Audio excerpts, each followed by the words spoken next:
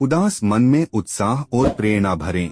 चाणक्य के द्वारा कही गई 25 महान विचार।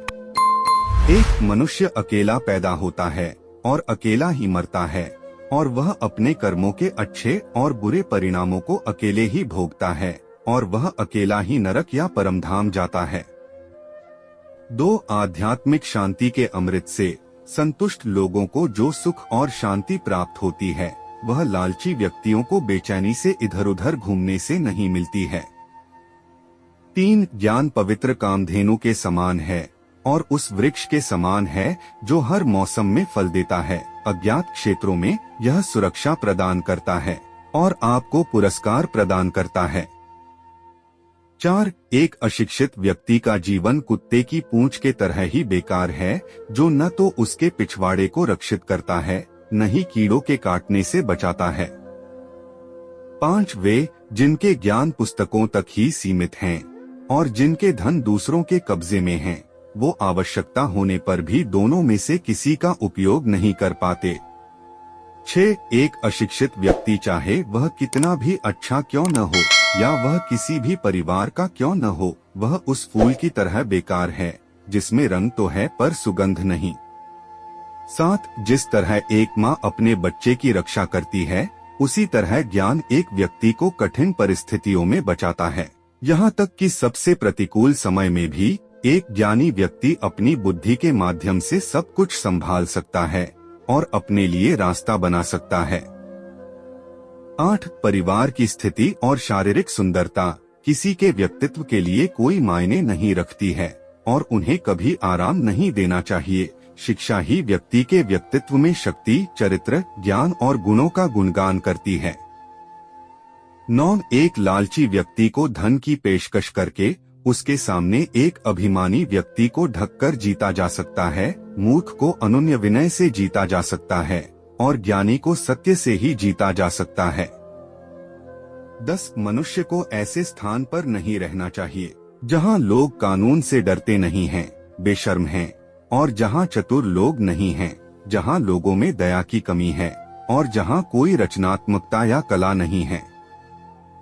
11 ब्राह्मण अपने संरक्षकों को उनसे भिक्षा प्राप्त करने के बाद छोड़ देते हैं, विद्वान अपने शिक्षकों को उनसे शिक्षा प्राप्त करने के बाद छोड़ देते हैं, और जानवर जले हुए जंगल को छोड़ देते हैं। 12 अत्यधिक सुंदरता ने सीता का अपहरण कर लिया, अत्यधिक अभिमान ने रावण को मार डाला और अत्यधिक दान ने राजा बलि को गंभीर संकट में डाल दिया।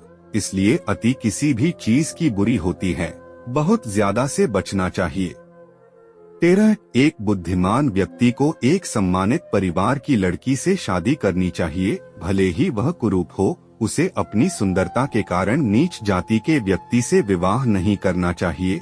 समान स्थिति वाले परिवार में शादी करना बेहतर है।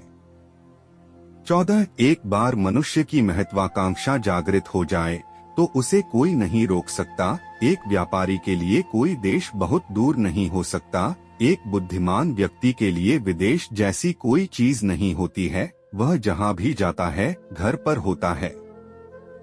15 जो व्यक्ति भविष्य में आने वाली परेशानियों से अवगत होता है और अपनी बुद्धि से उनका सामना करता है, वह हमेशा सुखी रहता है।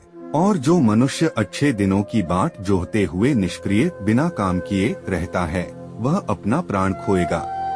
16 जिस व्यक्ति का आचरण दुराचारी हो, जिसकी दृष्टि अशुद्ध हो और जो कुटिलता के लिए प्रसिद्ध हो, उससे जो मित्रता करता है वह शीघ्र ही नष्ट हो जाता है। 17 जो कुछ भी करने के बारे में आपने सोचा है उसे कभी प्रकट न करें, लेकिन बुद्धिमान परिषद द्वारा इसे गुप्त रखें और इसे क्रियान्वित करने के लिए दृढ़ संकल्पित रहें। 18 सच्चा मित्र वही है जो आवश्यकता, दुर्भाग्य, अकाल या युद्ध के समय राजा के दरबार में या श्मशान में हमारा साथ न छोड़े। 19 ऐसे देश में निवास न करें जहां आपका सम्मान न हो, आप अपनी आजीविका नहीं कमा सकते, कोई मित्र नहीं है या ज्ञान प्राप्त नहीं कर सकते। 20 मूर्ख को सलाह देना, दुराचारी स्त्री की देखभाल करना और सुस्त और दुखी व्यक्ति की संगति करना अविवेक है।